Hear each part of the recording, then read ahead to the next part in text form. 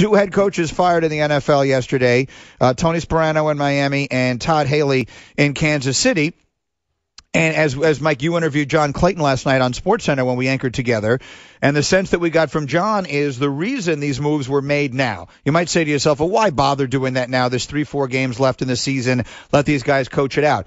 The reason is, according to John, that there is a small handful of candidates people are really interested in, and you want to get the jump on talking to them.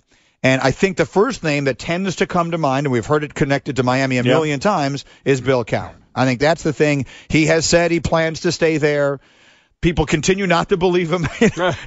So we'll wait and see. I mean, we know Bill a little bit. I'll take him at his word. Right. But whatever it is, whoever the guys are. So is that – I'm just checking with you on this, Herman.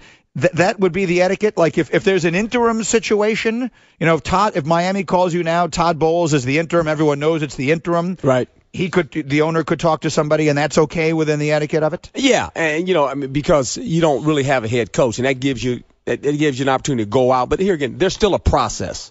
I mean, obviously, there's a process of what you need to go through as far as getting a head coach. You're going to look at some coaches on your staff if you have an intern tag on a guy. But other than that, you're really looking outside your organization for another guy. I mean, you're trying to change your philosophy.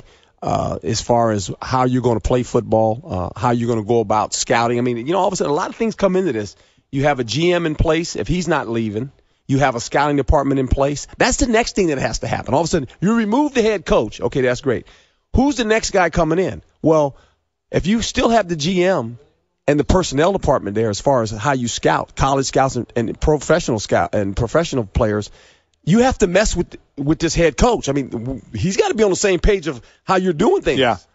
And it looks like Jeff Ireland is staying in Miami as the GM. Let me ask you this, though. It's one thing if the etiquette is okay with an interim to call a Bill Cowher, a John Gruden, a Jimmy Johnson, a Herm Edwards, a Brian Billick, whoever.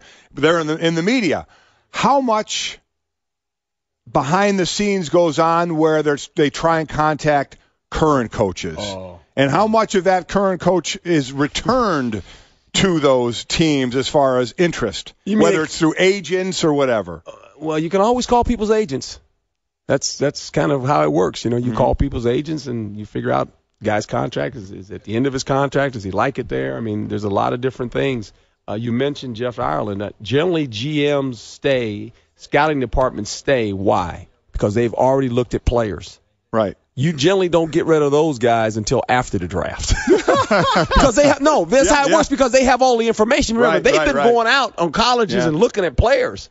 So if you come in there as a new head coach and you fire the GM, it's like, well, who's going to do the draft? Yeah. That's not smart. So they're going to hang around because they have all the information. These scouts have been working year round. I mean, this is what they do. So that always comes.